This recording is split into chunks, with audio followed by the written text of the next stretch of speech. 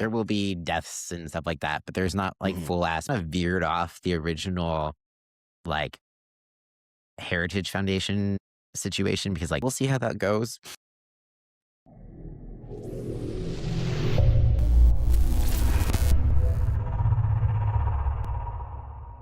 Hey guys, what's up? Welcome to another episode of the Doom Scroll Club podcast. We have a show for you. So I'm Cody, and I'm here with my co-host Calvin. Yo. And before we dive into all the latest crazy dumpster fire that we call the United States news, Calvin, how's things going in your world? You know, things have not been bad.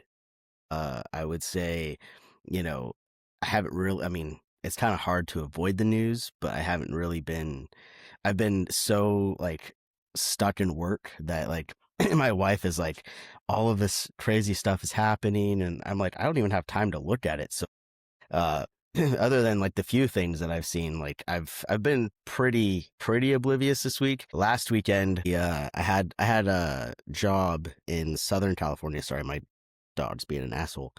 I had a job in Southern California on Monday and Tuesday, and so my coworker and I flew down Saturday, and the plan was we were going to do Disneyland while we were down there, and because it was like one of like the rare like really cheap days to go, like because it's like before the big season starts. So we're like, this is gonna be cool. He hadn't been to Disneyland since he was 6. And we always go down there, and I'm like, we're right there. It sucks that we can never go, or whatever, and just kind of things kind of aligned. So we planned that out, and then of course, like Saturday morning, I get up, I start like cleaning the house, so it's good when I leave, and I'm not leaving my wife with like a mess. And like probably around 11 o'clock, I'm like, I don't feel too good. I started getting like the chills. And I took a hot shower, and like I just couldn't get warm, and then like I was like, yeah, I'm running a fever. I was like running 102 fever, and it was a pain in the ass. So like I took some ibuprofen, and The whole bottle. I just took the whole bottle of ibuprofen. No, I took some ibuprofen and drank a bunch of water, and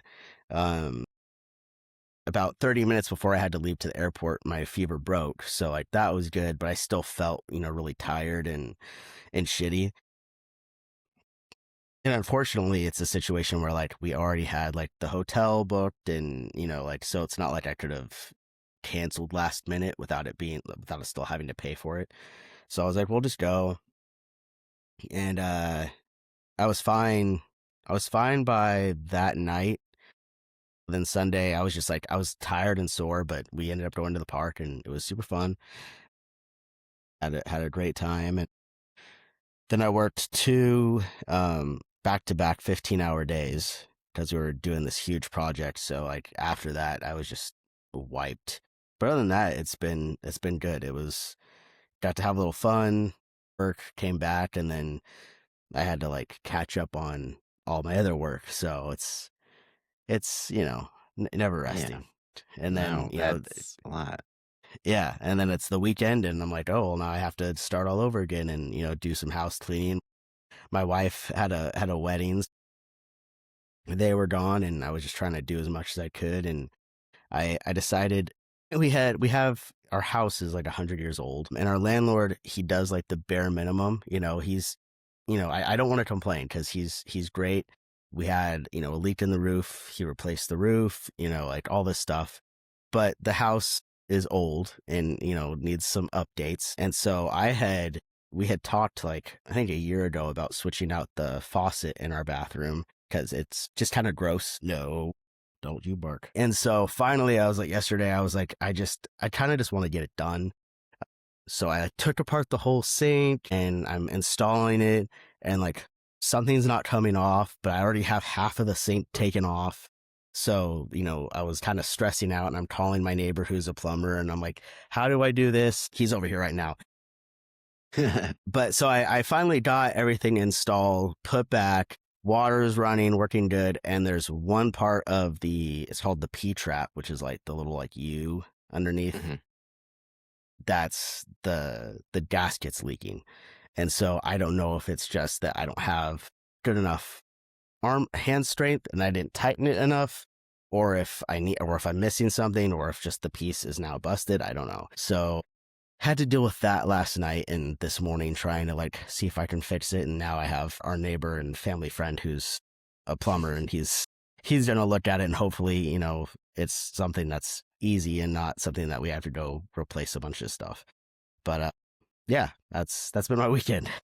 Well, fingers crossed that Yeah. by the end of this recording, you no longer have a leaky faucet. Yeah. But yeah, that's definitely a lot to handle Yeah. in 1 week. So understandable. You've not had much time to pay attention to the news. And, it's not like anything's changed. It's still a dumpster fire. Still got Trump in office. Everything is the same, just some events that, we'll be discussing. But Yeah. yeah, that's a lot. I think for me, I've just been processing like the last 2 weeks. I don't know if I think I mentioned I was doing this IOP program for like OCD anxiety, and it was a 16-week program, and I completed 10 weeks but at that point I would like, that was it. I was just like, I can't fucking do this anymore. Long story short, things just felt off from day one, and I tried to just stick with it. I kind of just thought my anxiety was getting the best of me and make me want to quit, because I knew that was going to be a thing. That's what happens when you have anxiety, right? So it's really hard to trust your gut when you're trying not to listen to your anxiety because you just think that that's your anxiety. But yeah, try to give them the benefit of the doubt, this program.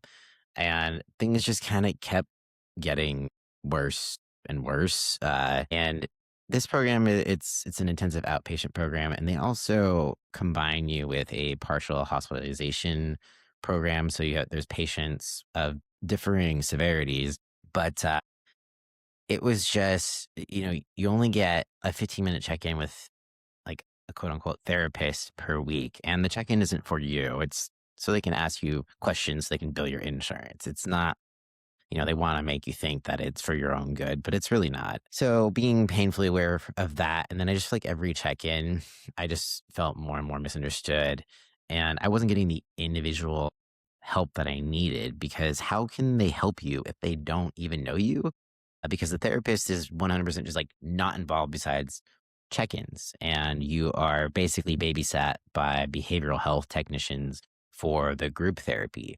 So if you need anything else, or if you have like multiple diagnoses and you just have a more complex case, they just don't really know how to help you. But, come to find out, the therapist didn't really know how to help either, besides them just, not really being involved, and there being communication breakdown between like the behavioral health technicians and the therapists. But I had my last check-in week 10, and that was the last straw for me. As soon as I, was done with that check-in, I just knew that was going to be my last day there, because, instead of pointing out progress that I've made or whatever, she decided to tell me I wasn't making enough progress. And then she wanted me to go into the PHP program. And I'm just like, sorry, what? So this whole time I'm telling you how this is hard enough as it is to carve out 3 hours of my time each day while running a business, starting a new business, and just everything else, mystery illness, back pain, all that shit. I've been trying to tell her already, I'm very overwhelmed trying to balance everything and do this program. And then she wants me to do this PHP program at 10 weeks, been here 10 weeks. And that's just another 3 hours per day of the same shit. So I'm kind of like, that suggestion where is they can build weird. more money. Exactly. So first of all, I don't have the time for that. I don't have the money for that. And am I supposed to just like start over? I've been in this program for 10 weeks, and you're telling me now that I should go into the PHP program. No, fuck no. So I didn't even hesitate. I was just like, yeah, no, that's not an option. I don't have time for that. And it just feels like they never believed me, like anything I said. And I just found it frustrating as hell. Like maybe they're just automatically assume that everyone is making excuses, but I don't think anyone else in that program was actually working. Usually when you're in a partial hospitalization program, or you just have like really, really debilitating OCD or anxiety, generally you are not working. It's either your part or full-time job being in this program. So I'm trying to work at the same time as doing this. And I just feel like they were not understanding that Yeah. or just thinking I was lying. Mhm. So, long story short, I decided to quit that day. I sent an email being like, I'm discontinuing the program. I didn't know I only got like 15-minute check ins Mhm. and it just isn't individual enough. I'm not getting what I need. So, yeah, that's it. And I sent that to the therapist and the coordination person, a facility coordinator. And, no surprise, I didn't hear back from the actual therapist that I emailed. I heard back from the director, who I've had about a total of like a 5-minute interaction with. She's supposed to do my onboarding, never happened. My onboarding week was just all shit, and I never really got properly onboarded. Yeah. They never really properly created a plan for me. I just felt like I was flailing around the whole time, trying to figure things out as I go. And again, they don't like sit down with you one on one to help you create exposures. This is exposure therapy.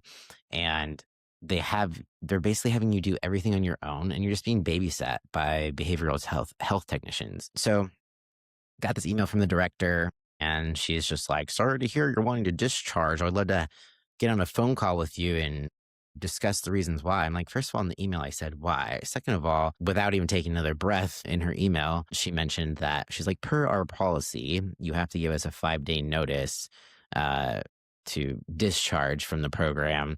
So your discharge day will be next Thursday. And I'm like, hell fucking no, I am not going to spend another week in your goddamn program or 5 days, 5 business days. I'm out. Like I have nothing left to give you guys. This is not helping me. It's only exacerbating my problems. Actually, ended up getting a doctor's note for 5 days to excuse me for the next 5 days. So I'd have to go back, but it like fulfilled their policy. But I screenshotted that email and sent it to my therapist. I was just updating her on, my decision. And I like literally got that email as I was texting her. And so I screenshot it, sent it to her.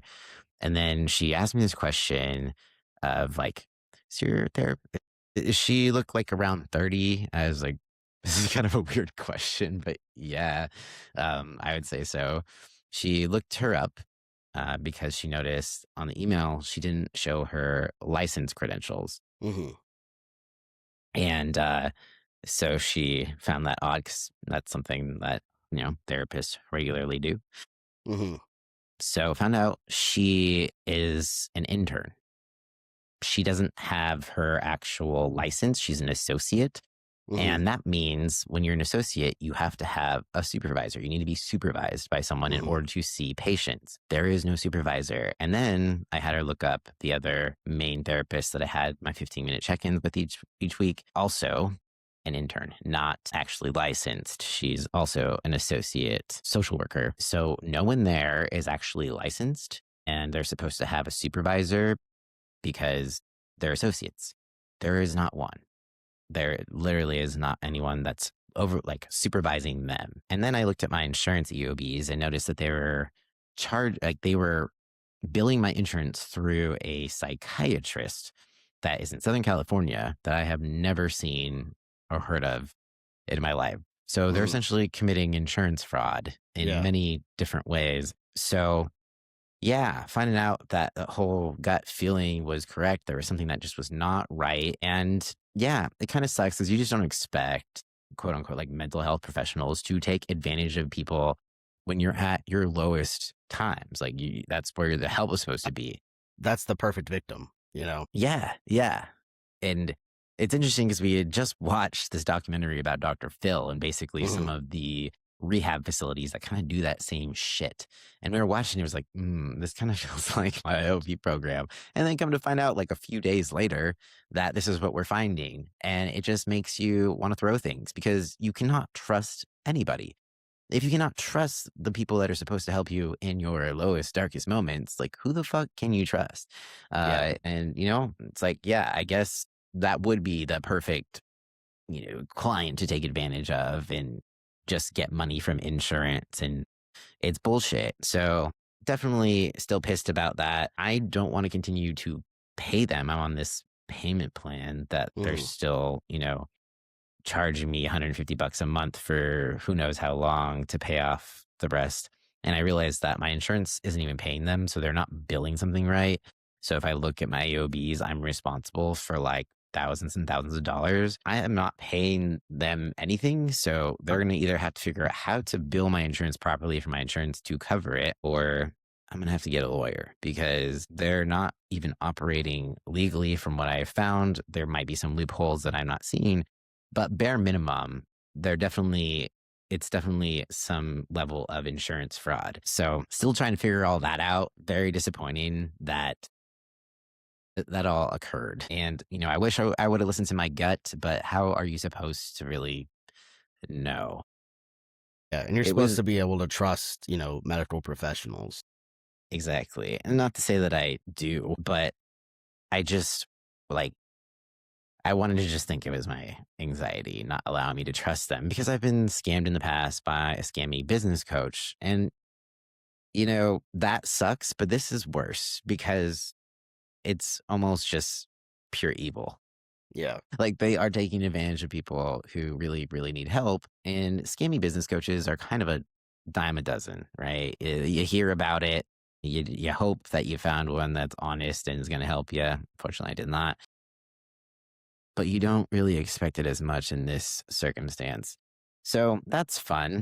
So if anyone's looking into any mental health programs, whether it's an IOP, PHP, rehab facility, really do your research, look them up on Reddit, look them up on their reviews and stuff, which it's hard. I would say, Reddit is probably the most honest place you're going to find things if there's a problem.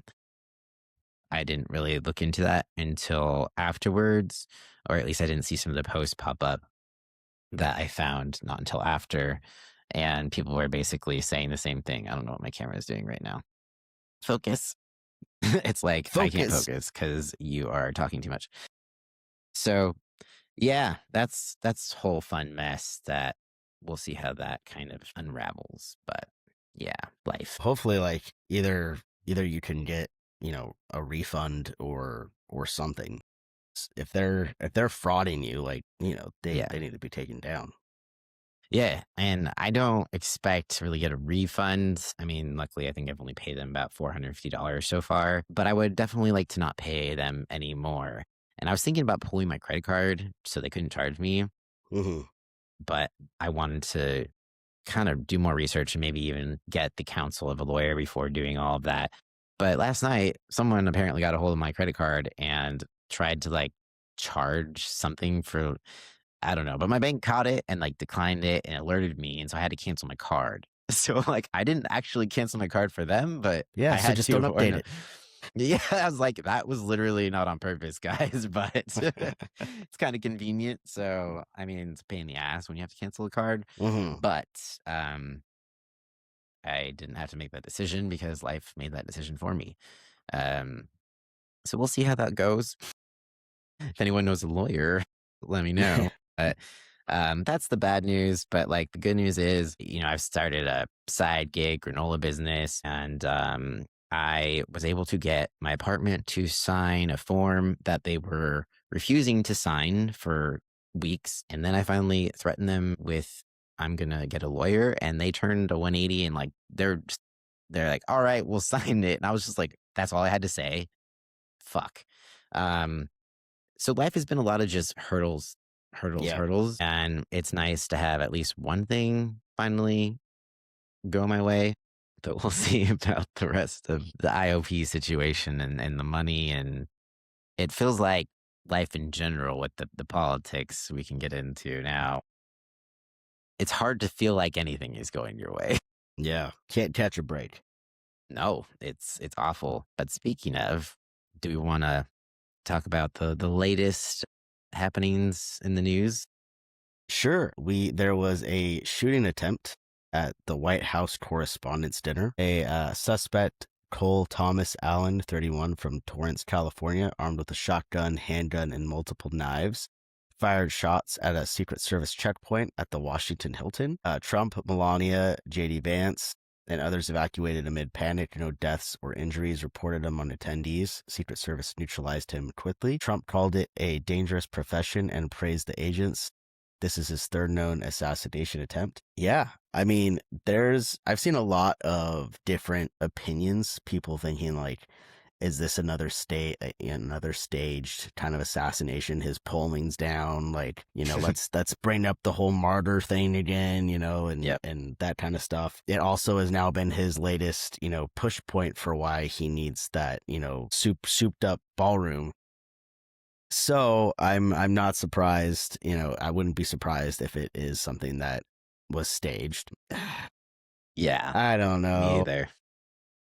It's hard. It's hard now because it's like you don't believe anything anymore. It's so hard I to know. just but It's like you believe nothing but everything at the same mhm, time because anything is possible. yeah. Well, and It's also like when it crazy. first happened, there was news that the shooter was killed, Yeah. and then it was he's been apprehended. So it's like there was all like these different things being said at once, Mhm.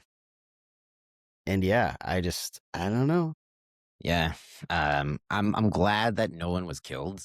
I'll say that, Yeah. on both ends of the spectrum. Because that just always makes things worse. But it is good that he's alive because we can ask questions. But I don't trust if it's staged with Cash Patel and his current track record is fucking awful. Uh, I don't really trust anything, but rumors are that he's gonna be fired here very soon. We'll see. We'll see what happens. I wouldn't be surprised. But yeah, upon like looking at all, it's possible that it was staged. Like personally, I feel like it looks less staged than the Butler Hmm. situation, but it still felt like it served a purpose for the Hmm. agenda, which is the Yeah. ballroom, because immediately all of, the right wing talking heads just started talking about the ballroom. Like that was their assignment to start talking Hmm. about how that's why we need the ballroom. Even Trump went up on the podium and started talking about this is why we need the ballroom. So it just felt like it served a very particular purpose. And I wouldn't be surprised, like one bit. So that is that. And then there's the weird whole like Carolyn Levitt saying there will be shots fired. And that could just be a crazy coincidence and poor Yeah. choice of words. And I just kind of laugh to think about like if it was a coincidence, she's probably like, fuck, why did I say that? But again, there's conspiracies floating around. And there was this one lady that was calling into Fox News and was talking about how she was sitting next to Carolyn Levitt's husband and he was telling her how she needs to be safe and like was very serious about it. But then as soon as she was trying to say what he was saying, they cut her call. And they were just it was like they were like, oh shit, she's like telling us Hmm. things that we don't want to get out there. But just this guy's background is very interesting. He's obviously a very smart guy. Interned for briefly for NASA. I went to Caltech, so we're at that point where there's a lot of information floating around, kind of like when the whole Tyler Robinson thing Hmm. occurred, not necessarily when the Butler thing occurred, because that went swept under the rug very, very quickly. Yeah. I don't know how that will go here, if the same thing will happen, but I don't feel like the public is going to let it get swept under the rug because people are still talking about how, or are currently, were in the midst of talking about the Butler situation more and more, especially right wing folks who've kind of defected from the cults, saying how they're now thinking that it was staged. So it's interesting that they're kind of demanding more surrounding that scenario, and then this happens. So just a lot of weird things that just don't. It just feels off. But again, it's very early on, so we'll see how everything unravels. We'll see how Laura Loomer, Candace Owens fight this one out, and everyone else, MTG and whatever. But yeah, I think maybe he thought this would help his approval ratings, but I'm seeing at least 50% of the internet thinking it was staged, right wing people included. So Yeah. it's not really Well, going also, I how I mean, think he's hoping. this is his third assassination attempt. Like, who are his Secret Service? Yeah, Like, that's is another it thing. like that? Like, I don't know. Like, that just seems like ridiculous that there's been that many assassination attempts to where like we've had one where he supposedly was shot, and I don't know if this guy, if he got into the room or if he was like far outside the room and you could just hear the shots.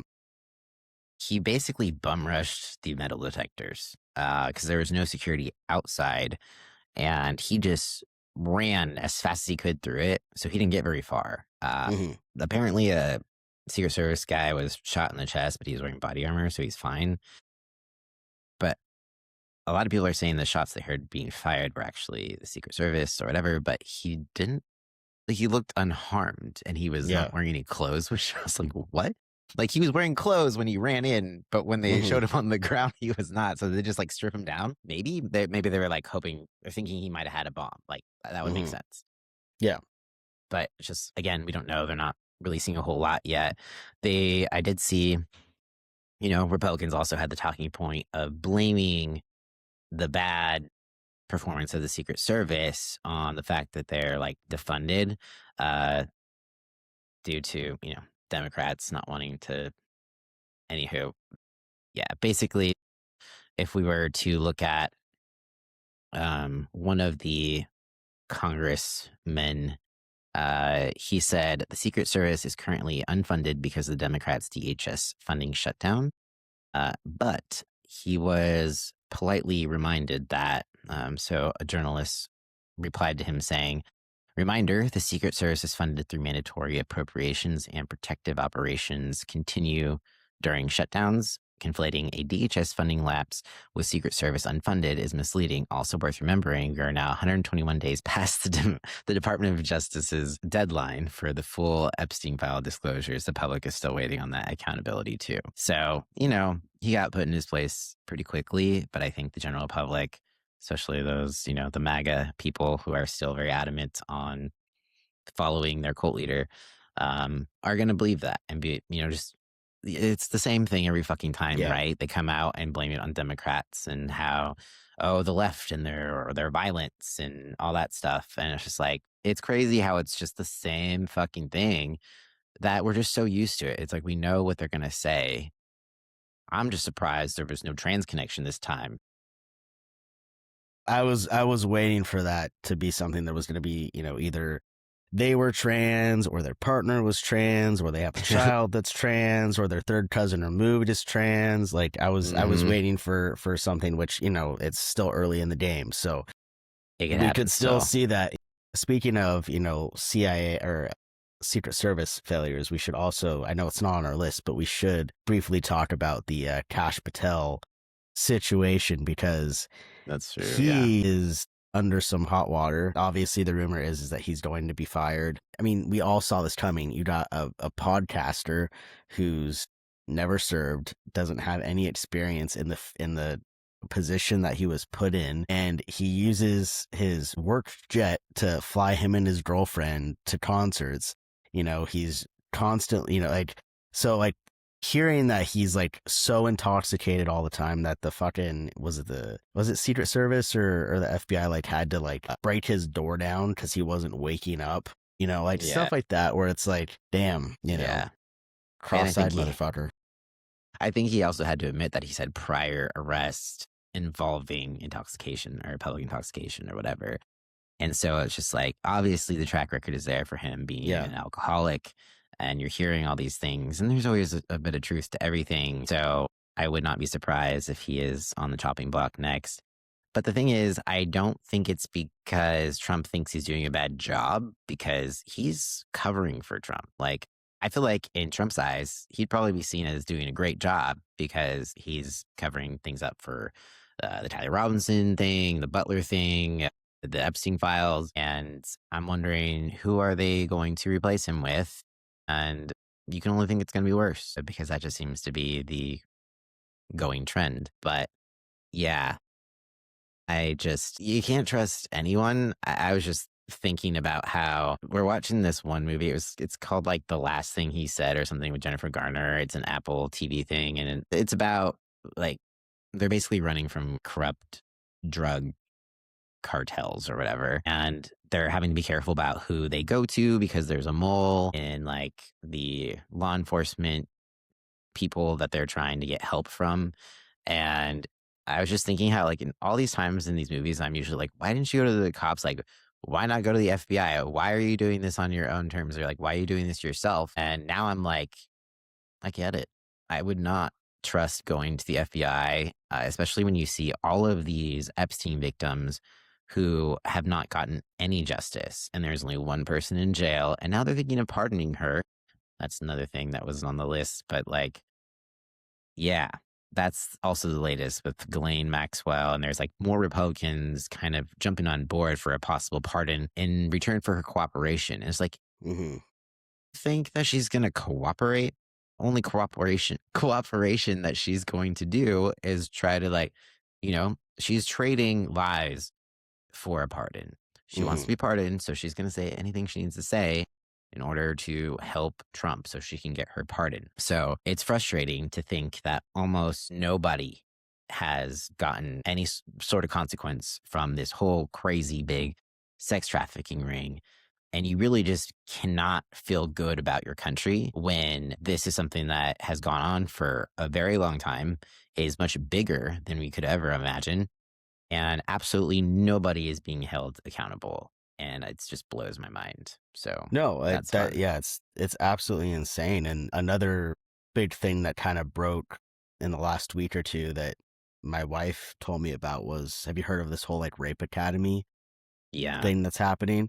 So that's kind of a, not exactly, it's not trafficking, but in that similar situation of like a website teaching men how to drug and rape their women, and there was a website that had like 65 million hits on it, and Yeah. it's scary when you think about like, and this is, I believe this was worldwide, but like, it's scary to think like that many people would be looking into it, and, women already are, scared to walk down the street, at night or go to the park or, or whatever. And to think that people that they're supposed to trust, their spouses, are even looking into it, but some that are actually doing it is just absolutely disgusting. Yeah. And like, how did they even fucking find this website? What did you Yeah. Google to fucking find that? That's another thing. Yeah. Yeah. I don't know about you. I didn't know it existed until this whole thing. Yeah. So yeah, um, it's disheartening. And then you're just like, again, who the fuck can you trust? I don't know. So it makes living here feel very heavy, and you just feel a little bit helpless. And I know it's probably how they want us to feel, but at the same time, it's like, we don't really have any other choice. I don't know how to move forward. It just feels weird that we're still having to like continue our lives normally, but there's so much going on. Yeah. Fun times. So should we jump into some Iran war updates? Yeah. All right. So, as you may or may not know, we've kind of been going back and forth with ceasefire, not ceasefire, deal, no deal. Deal or no deal. So currently, recent peace talks in Pakistan have collapsed. U.S. naval blockade of the Strait of Hormuz continues. There's been ongoing incidents with Hezbollah, Israeli responses, and Iranian-backed militias. Humanitarian situation worsening, and gas prices are still elevated. Shocker. So Trump is signaling possible further action while pushing for the best deal. So obviously, we're feeling the effects of this war economically. Inflation, gas prices, food prices, everything is going up to the point where, like, I did research for this is how it's affecting me personally, for my granola business. And that was not long ago, where we priced or made estimated pricing spreadsheet and kind of set our prices for our granola at that rate according to those prices at the time. Now we're like, I think we're actually going to have to raise prices already because things have already gone up since we started this whole project. And so there's that, but then also just everything else. And like, beef is insanely expensive right now. Everything is insanely expensive. And I can't help but think, like, how are we going to stay afloat? Like, how are we going to keep surviving? We cannot afford more inflation, especially in California, but everywhere. It's all kind of relative. And yeah, it's scary. And it just feels like there's no end in sight and there's no trust. I don't trust that Trump gives a fuck enough about, people, middle class or lower people, being able to live and survive, because they're just the type that are like, oh, well, get another job. It's like, well, what do you do if you already have like 3 jobs and you still are Yeah. struggling?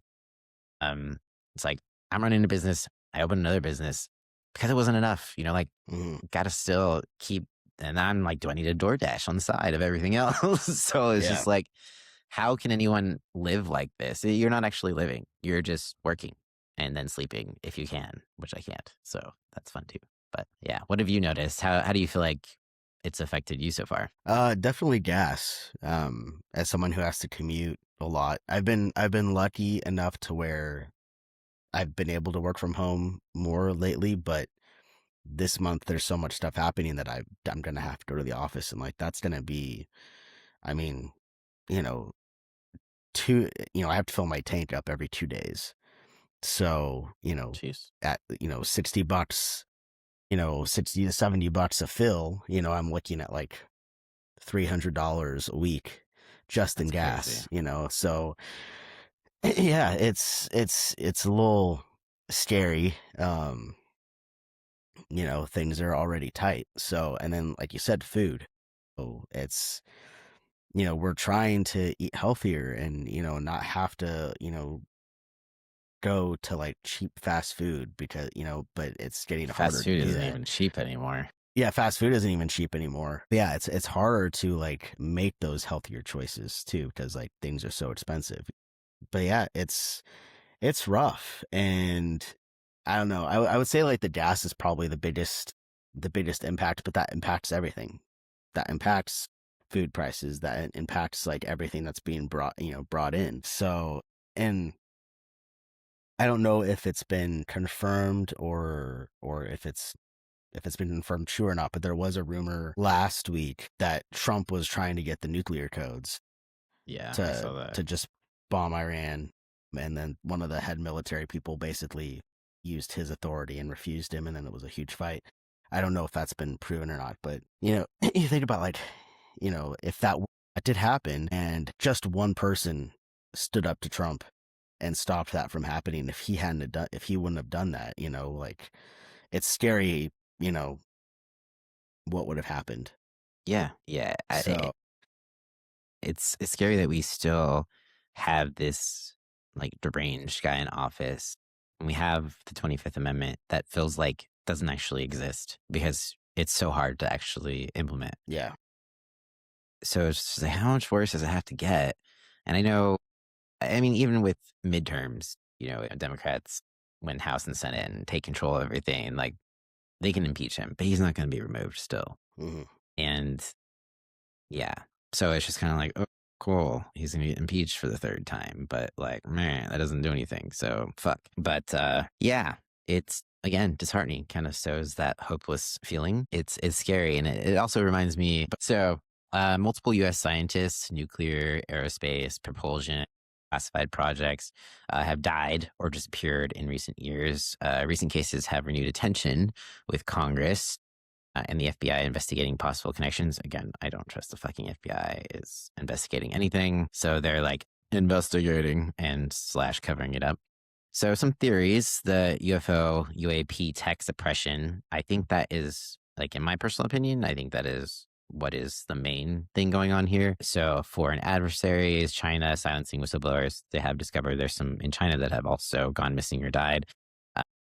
Or advanced energy breakthroughs being hidden. Some cases have mundane explanations, but the pattern is fueling speculation. So there's something called 0 point energy, which would basically be clean energy, and we wouldn't need oil or anything like that. And the theory is that they're being killed because they were wanting to come forward, because they think that, civilization has the right to no longer be controlled by oil companies and all this bullshit. And we deserve to have this clean energy so that people can no longer have to suffer or struggle. But of course, the power and money hungry people do not want to allow that to get out because they want to remain rich. They want to remain, up here and keep us little guys down here as slaves, just working our asses off until we die. So I do believe that there's some sort of technology that they're trying to keep on the DL. I've been kind of following, I'm into the UFO shit. I'm just a nerd like that. But it's been something that was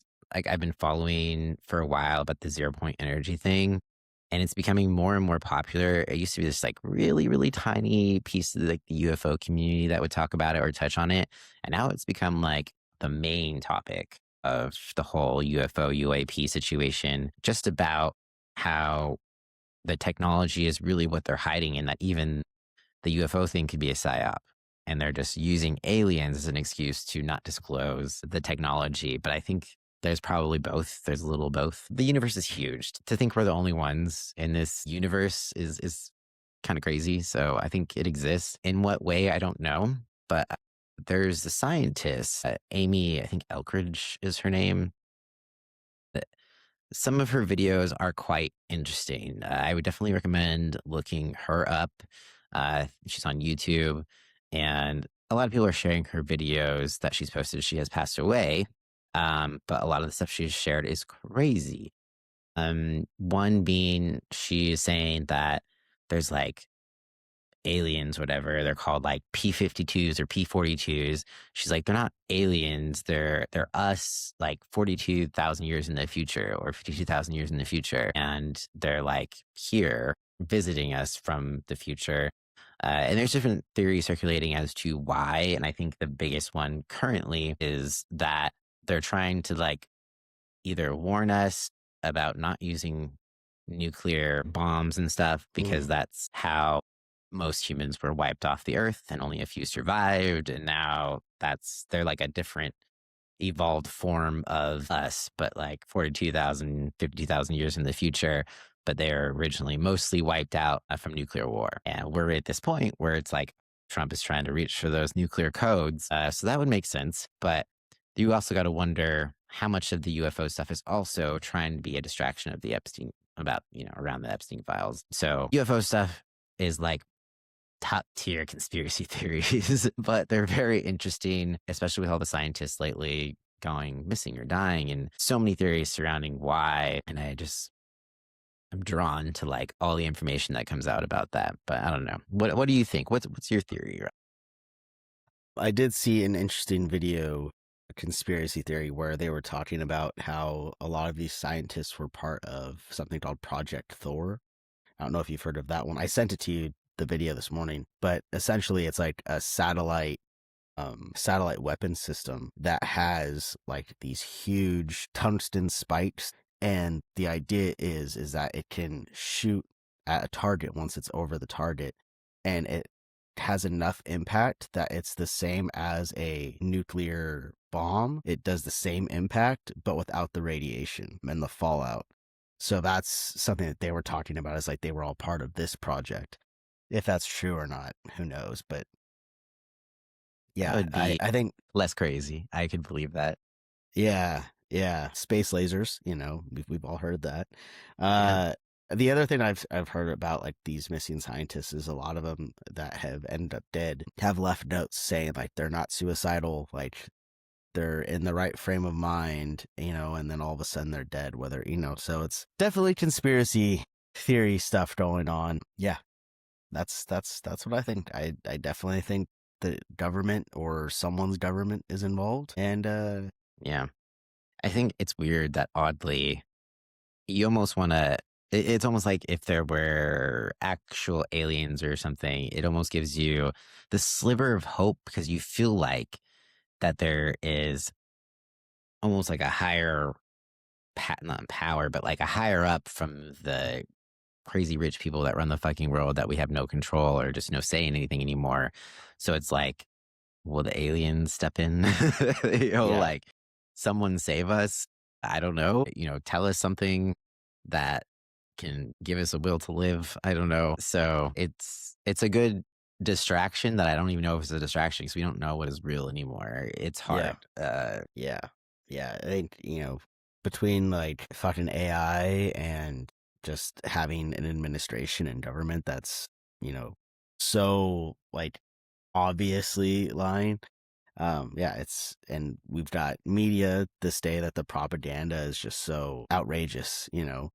It's hard. It's definitely hard to believe anything you see, and it's also really hard to not believe everything you see because everything feels real and realistic at this point. Like, there's you know just the Epstein stuff, like there's stuff in there that like I would only imagine in like a horror movie, Yeah. where it's like it's so out there. You're like, well, this, you can believe it in a movie, but this would never happen in real life. Like that's just so outrageous. That's so far. And the fact that there's so many people involved, like that wouldn't happen.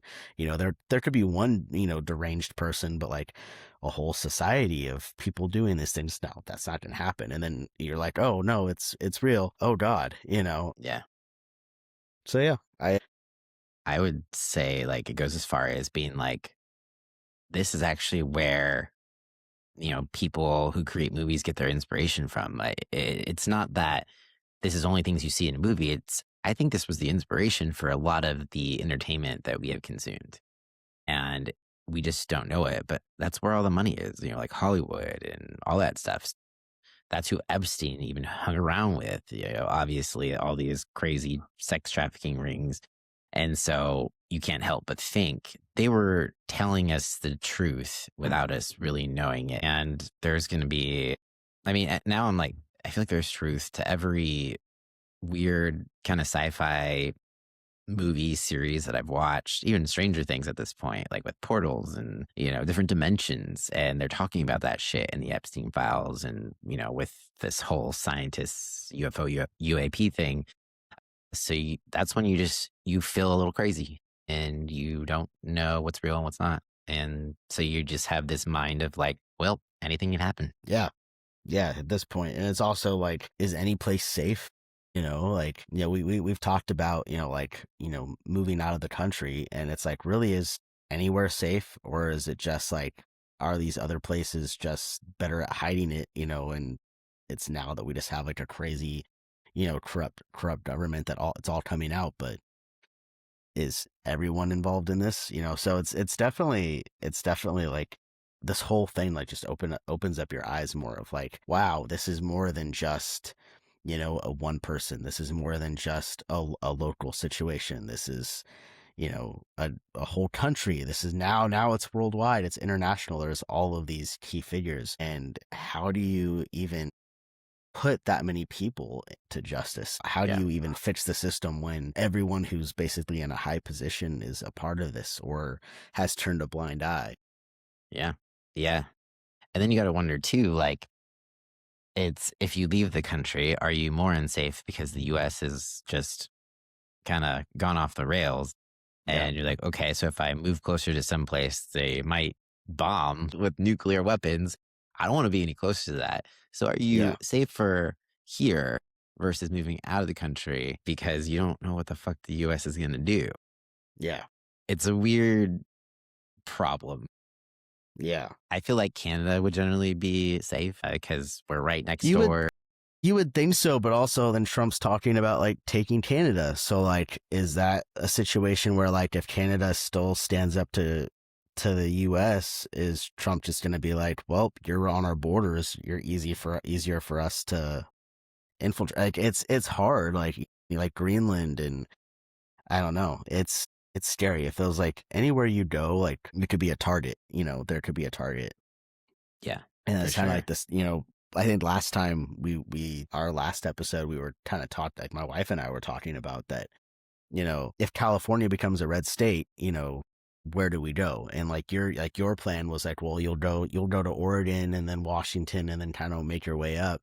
But it's also like the financial burden, especially in this economy, to like, we're going to move and then we're going to move again and then we're going to move again, versus being able to just go to one location. If you can even go to that, so it's hard, you feel stuck. And I'm in a bunch of like, not a bunch, but I'm in a couple of like Facebook groups of people who have become expats and have left the country or are in the process of doing it. And really, it's all people who have the money and access to do it. Like there's some people that have like had to sell everything, but they have good credit, they're able to take out a loan, or they sell their house, they sell their cards, they're able to get a good amount of money. And then I look at like me and my wife and I'm like, we are paycheck to paycheck every single week. It's always a struggle, and we make it work, and we're doing better than a lot of people. There are a lot of people who aren't able to pay their bills or on the streets. So like, I never want to like take away from that like we are, but we're just good. Like we don't have extra money to put aside to leave. We don't own a house. We don't have a lot of assets that if we had to leave, we could just sell everything we own and have enough money. So I think about our situation. I think especially a lot of people who are in the trans community who are in similar situations that don't have a lot of money, and what are their options? If we're seeing, I think I can't remember which state it is, but another state just did the same law or is enacting the same law that Kentucky did with the driver's license. But it's like amped up to like, if you are caught without a license or with the wrong license, that you would get reported to ICE and like all this other stuff. And, you see that and you're like, geez, like, where's a safe haven for us anymore? Like, Yeah. where do we go? What's attainable? Yeah, I don't know. I don't know why I went off on this tangent. I'm sorry. That's because the California thing and possibly having a Republican governor with, all shit going down. Because it's like right now we're probably in the safest place we could be or close to, at least in the US. Mhm. And I think, California even has slightly better protections than like the UK and some other Mhm. countries. But that's not going to remain that way if we end up turning red. It's just not, because we know Republicans' agenda is very anti-trans. It's been a talking point for a long time. They are still making progress on what they want to do pertaining to trans people. So it's like, yeah, it's scary. And you think about moving, and then you think about it might just, if it ever comes down to, if you think about how the Handmaid's Tale went down, they didn't have a plan. They didn't have any money. They just had to run across the border to get to Canada. Yeah. And it's just like, for a lot of people, that's what it would end up being like, because it's just, you don't have any other options. So it's like a lot of people, if it gets real, real bad, that's going to be the scenario. It is scary to think about. And yeah, Handmaid's Tale. It's Coming interesting that we true. kind of, it's like, it's coming true. We kind of veered off the original like Heritage Foundation situation because like the tech bros kind of took over, and then it was like the Epstein thing, and then we realized it wasn't necessarily this, like, basically the Christianity part is just a facade, whereas in the Handmaid's Tale it's everything. Like, it's still fucked up, but they're like actually going very much by the Bible, which is Except for at fucking the Jezebel Club. yeah, that part. But there are a lot of things that they kind of like base off of the actual Bible, whereas currently there is nothing in the Bible that's talking about sex trafficking rings and potentially eating babies, if that's true. So it's kind of weird how it's almost like The Handmaid's Tale sounded more sane. It's not, but there's something darker. I don't know if you feel it. It's just like, ever since Trump got into office, there's just been this like dark energy, and it's tension. You still feel it. I don't know how to explain it. Uh, and you feel a little hope when you think of midterms approaching and potential. Then there's also the like, Democrats don't tend to do shit either. We still have the same problems no matter who's in office. It's just really exhausting right now because it's progressively getting worse because they're trying really hard to make it worse. But it's like, Republicans make things worse. Democrats don't do anything. So we're still getting progressively worse each time a Republican is in office. Yeah. Trump specifically. So, yeah. We need our version of a Mom Donnie. Yeah. Yeah. I don't know who is going to end up in office in the 2028 election. I did check some polls, and apparently like JD Vance and Newsom are top contenders. They're polling very close. But I don't feel comforted by Newsom being the president. Like, at the end of the day, he's still a rich asshole that is out of touch. And Gavin Newsom is not much different than Trump. He's a narcissist, straight up. Yeah. He's going to go where the money is. He's always going to do that. And so it's just like, he's kind of the lesser of two evils, but don't trust the guy. So yeah, not looking great.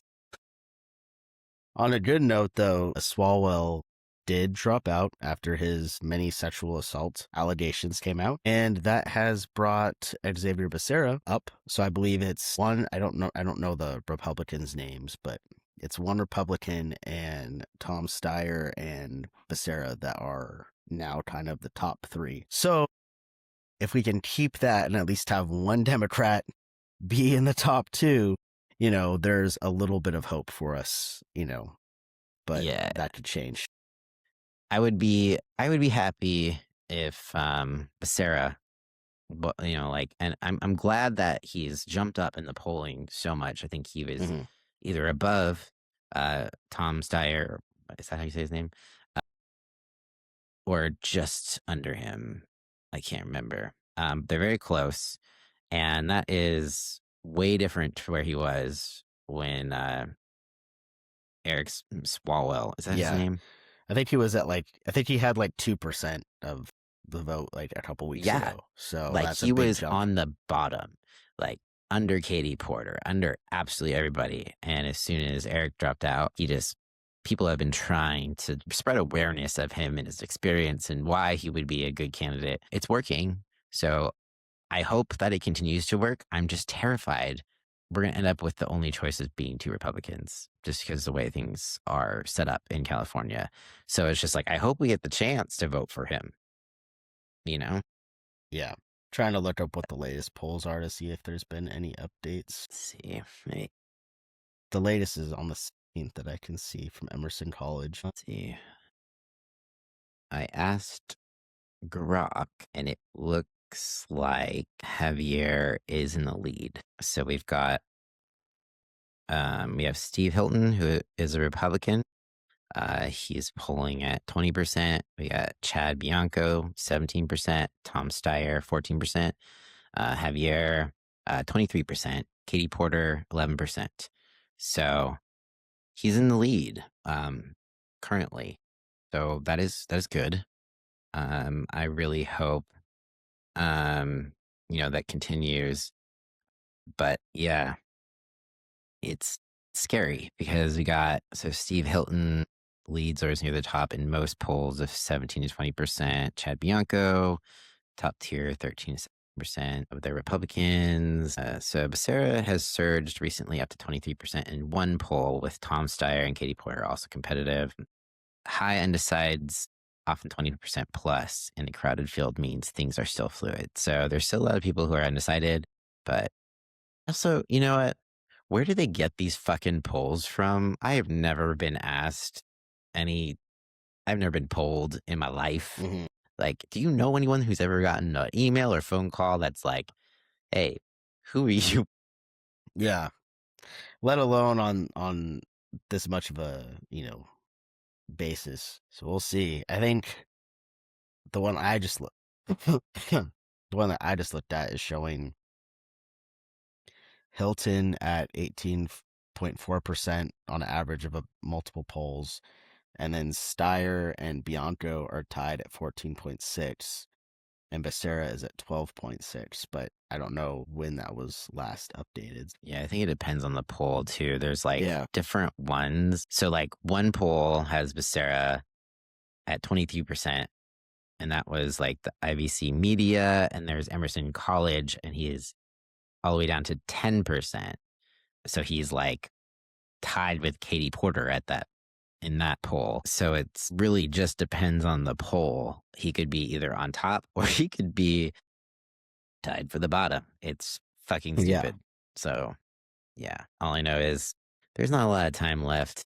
I really hope he continues to gain ground, because as a trans person in California, it's scary to think that there be a Republican in office. But if you're a Republican, you probably don't, care or just think about that much. Mm-hmm. I don't think all Republicans are just anti-trans. I just think they're a bit ignorant to it. Yeah. And it's They're not, going to go with whatever they're being told. yeah, or what affects them the most. Obviously, trans rights are not on a lot of people's radars. We are a small minority. So it's got to be other policies that are going to win the race. And yeah, so I know people are so fed up with Gavin Newsom and high cost of living, high gas prices, everything in California. So I think that's why Republicans are polling so high. They're kind of like, we're tired of the high cost of everything. But I do not think voting in Republican is going to fix anything. So yeah. Anywho, should we move on to what we've been watching? Yeah. Why don't you Sweet. take it away? Yeah. So speaking of Handmaid's Tale, been watching The Testaments. Canceled. Been on Twitter too much, and they use that word all the time. So it's just like Testaments. It's very good. It's like the one show that I'm not tempted to like be looking at my phone or finding some other type of stimulus. Probably because it causes some anxiety, but it's just like you're always on the edge of your seat, and it's very like gives you that same feel as Handmaid's Tale. And you're always just kind of like wanting to know what's going to happen next. You hate waiting another week for the next episode. So yeah, highly recommend. Let's see what else. Oh yeah, Love on the Spectrum. God damn it. Let's see. America's Culinary Cup and Top Chef. Those are our current top shows that we've been watching. I think it's the same thing as last week. But how about you? We are blasting through ER. I think we have 2 more episodes of season 2, so we're really enjoying that. We're really sad to no longer have any episodes of The Pit to watch because that was our like weekly show that we were looking forward to. What else have we watched? We watched a movie. What movie did we watch? Oh Jesus. I swear, I think I need to go to the hospital because my memory, I think I have dementia. Like this Dude, is I've had insane. moments like that before too. Like, what do we tried to watch The Substance, which I don't know if Okay. you'd watched that movie. It had a lot No. of awards, and I think we got halfway through it, and the body horror was so intense that I was like, I can't do it. I love scary movies. I love monsters. I love aliens. I love, like crime documentaries and stuff like that. But when it comes to body horror and like that kind of stuff, I'm like, when it's that intense, I can't do it. No, I get it. There was like the scene that like took me out was like she's like pulling something like for like she has like a hard bump and she like pulls it around inside of her and then pulls it like puts her hand inside of her belly button and then Jesus. pulls out like a full chicken wing. And I Nope. was like, yeah, yep, I'm out. Nope. Yep, that's I weird. don't I don't want to think about that. So yeah, we tried to watch that. I didn't make it. We rewatched the last Jurassic Park movie last week, which was it's good. It's good. I think, when you look at it, nothing beats like the originals. Like for some reason those were much better. I don't know if it was because there was more animatronics and less CGI, so it was kind of more realistic and, but it's still a good movie. Gosh, what else have we watched? I think that's pretty much been it. It's mostly just been ER. I mean, that's a good one. And At then least it's yeah, similar to The Pit. yeah, pretty much ER and Smosh videos. That's kind of what has been what I've been watching. Um, Do you have a favorite character on ER? Definitely Carter. Yeah. Yeah. I feel like he remains a main character, obviously, for quite some time. I used to have a crush on Susan. And then there's one other one that isn't introduced until like Mm-hmm. seasons down the road. Mm-hmm. But yeah, Carter, definitely. I know Clooney was a favorite for a long time. Mm-hmm. He wasn't really my I favorite. I had felt like he I was had no arrogant. idea that he was on ER Yeah, that's until where we he got started his like watching this.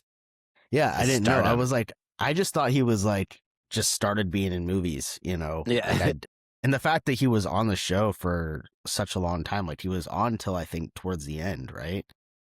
Oh, he exited kind of, I think there was a total of like 13 seasons or something. I think he only stayed till like 5-ish Okay. or so. So it wasn't super, super long. Could be a little longer, but Did he it do like wasn't. guest spots throughout the series too? Because I think when I looked him up on IMDb, it showed that he was there like the whole time. That's why I was like, oh, Yeah, no, he interesting. wasn't. He might have had some mentions or maybe some scenes where they do like flashbacks or something. But I think because he went and did movies after that, he didn't have a lot of availability. What the fuck is wrong with my camera? So yeah, but Dr. Green was on for a long time. Mm-hmm. I can't like Susan is also there for a while. I can't remember. Oh, Dr. Benton. He was there for a while too. And So then at far, some Dr. point, Benton is the one I don't like the most. yeah, he's a dick. Out of the main doctors, yeah. Yeah. I just I'm hoping there's gonna be some sort of like turnaround, but like he just irritates me. Yeah. Carter, I like the most, but there's a lot of like you're making really stupid decisions, dude. Like, Because he's especially like a like med student. he's a med student. Like he gets the whatever it is to like stay at the ER, and then he like he just leaves for work with Harper and goes and like drinks champagne, and then like gets in trouble, and it's like, dude, like what are you like? You're making these stupid decisions. Yeah. I like Green. My wife and I both called the fact that his wife was cheating on him in like the beginning of season 1. So Yeah. like we were like, when is this ball gonna drop? We know it's coming. Yeah. And then we just finished the episode where Susan gives back Chloe's baby.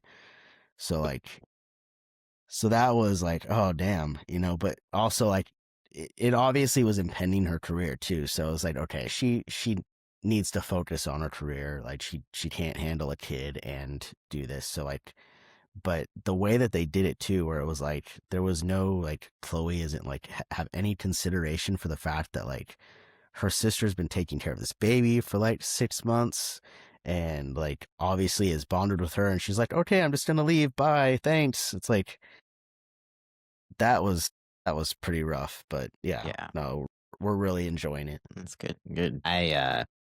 We should just like, let's quit Doom Scroll Club podcast and we'll just do an ER rewatch podcast, and we'll talk about each episode. There's enough seasons and episodes. You could do like so much on it. I've watched it multiple times. Like I watched it, when it was still on the air, and then I rewatched everything because it was like my comfort show. And especially when I lived alone, I would always have the TV on. I would always fall asleep to it. Or like if I am not feeling good or whatever, I put it on because it's just like, something I watched way back when.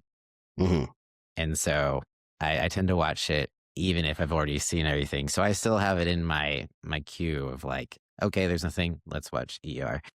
Yeah. So yeah, it's still fresh in my mind. So it's fun that you're watching it because I feel like no one else I know was into watching ER, but it was like such a good show. Yeah, well, like when I was growing up, when it was originally on air or when it was starting, I think it was on like at 10 or 11 at night. Like it was on 10, pretty yeah. late. NBC, so it was on 10 like p.m. Thursdays. Yeah. So I was never awake or to watch that, so I never got into it. And then for some reason I just had it in my mind that it was like more soap opera-y, and so I was like, so when I got older and I saw it, I was like, oh, it's probably not good, it's going to be cheesy or whatever. And really it was watching The Pit where I was like, okay, this is a really good show. And then seeing like them kind of talking about like the how it's basically just a spinoff of ER, they just couldn't really get the rights or whatever. And I was like, oh, we had finished The Pit up to what was out at the time and kind of needed that filler, and we're like, well, let's just try the ER. I want to try it. My wife wasn't interested in watching it, and I just put it on, and then we started watching it, and then all of a sudden I was like, oh, we got to keep going. Like it hooked us in right away. So yeah, that's the tell of a really good writing, really good story, good acting, is like you got a show that's 20-30 years old now, 30 years, I think, and still relevant.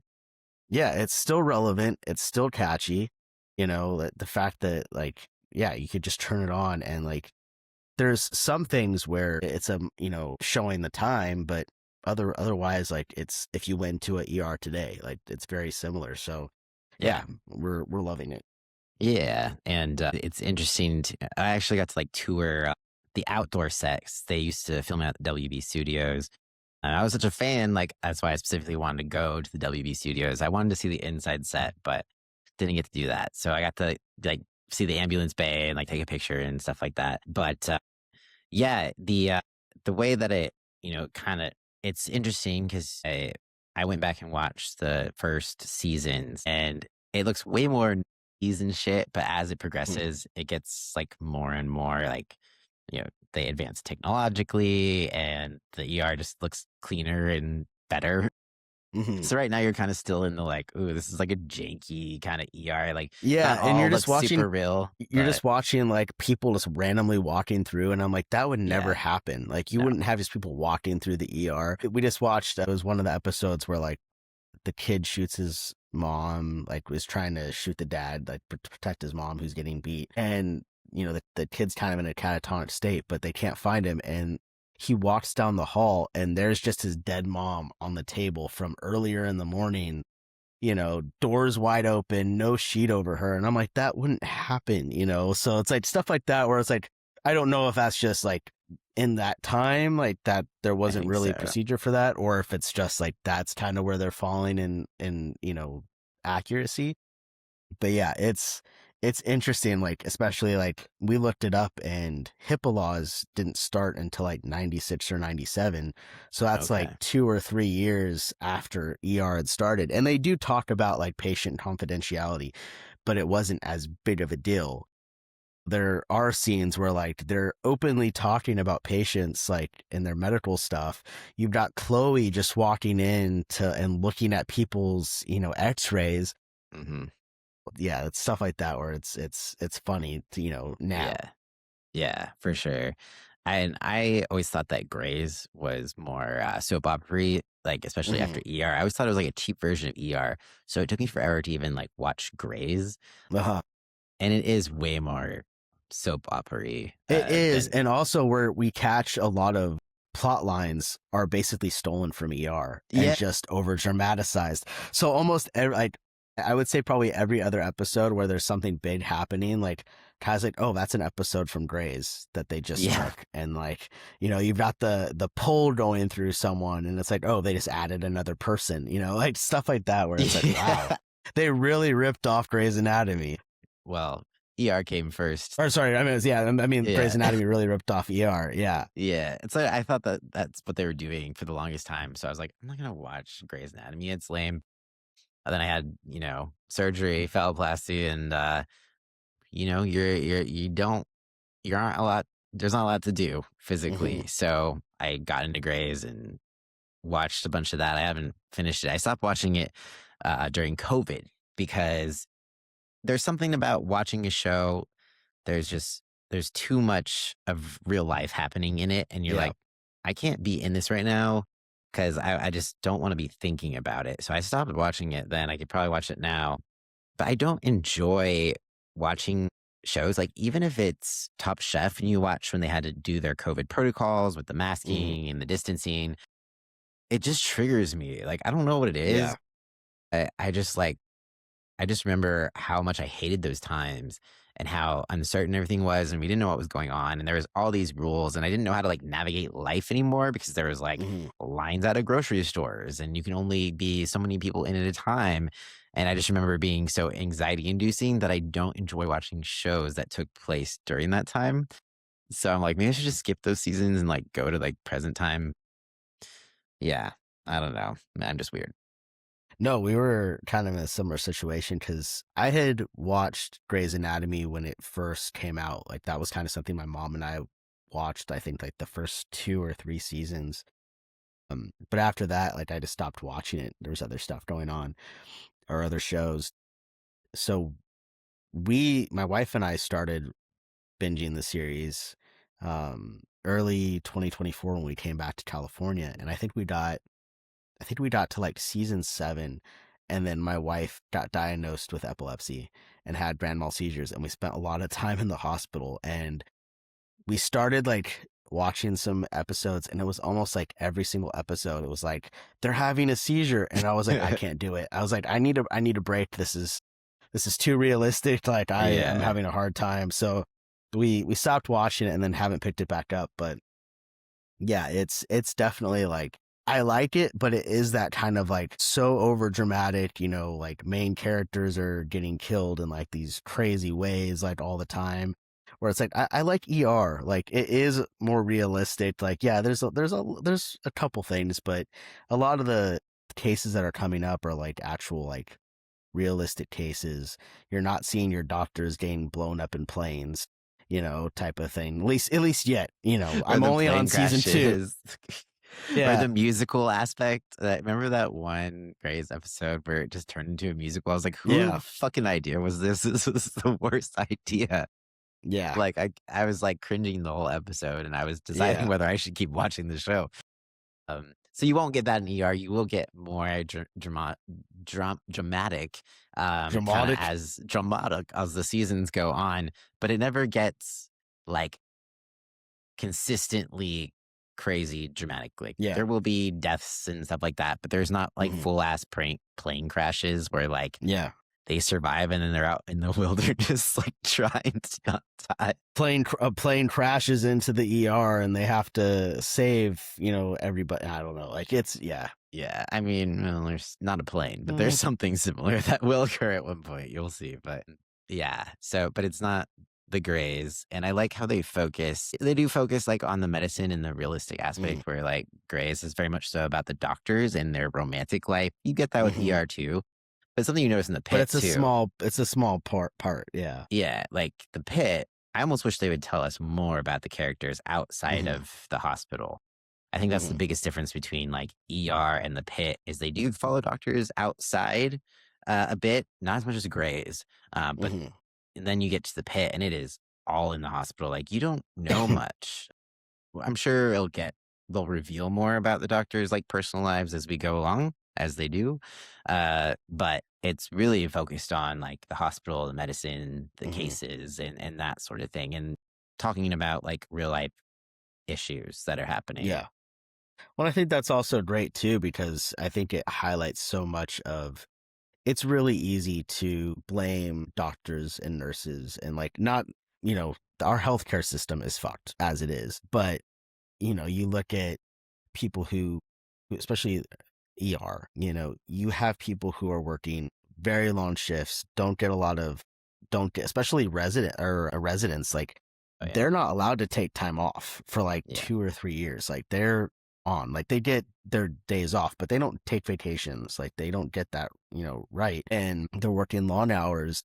They're students. They're dealing with traumatic cases, not just, surgical traumatic, but like mental traumatic. They're seeing horrible things. It's similar to people who are like at war, so like you think about all of what they go through, and especially the nurses. Like the nurses are the fucking backbone to, these yeah, hospitals. yeah, And, it definitely like reminds you like to be more gracious, like to have more patience with them. Like, obviously, and also like they're human too. Like mistakes are gonna happen. So yeah, I like seeing that aspect of like it's not just about their romantic lives and their personal drama. There's a little bit in there, but that's not what the focus is. The focus is on these people who are dealing with these cases, and like they're human and they make mistakes and they learn and they grow from them, but their main goal or their purpose is like they want to help people. And so yeah, yeah, yeah. Agreed. It's a good show. if you haven't watched watch Yeah, there's lots of seasons, so it'll take up. You can keep watching it for months. Yep. um, but yeah, should we wrap things up? Yeah, I think we've talked long enough. I'm sure people are tired of listening to us talk about Yeah, if anyone is listening, you're a champ. Yeah. All right. Well, thanks anyone who is still listening. If you have not yet, make sure to subscribe, give us a thumbs up if you are feeling it. And yeah, we'll talk to you next time.